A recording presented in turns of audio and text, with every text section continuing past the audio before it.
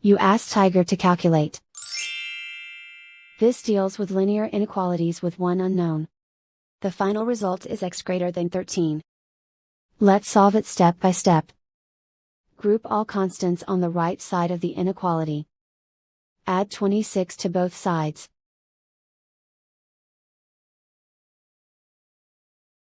Simplify the arithmetic.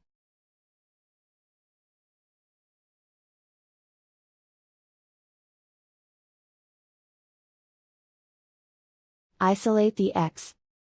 Divide both sides by 12.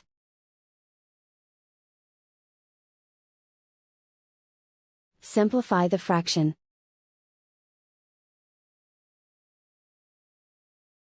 Find the greatest common factor of the numerator and denominator.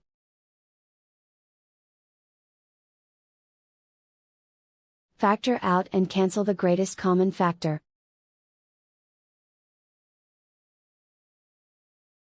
Plot the solution on a coordinate grid.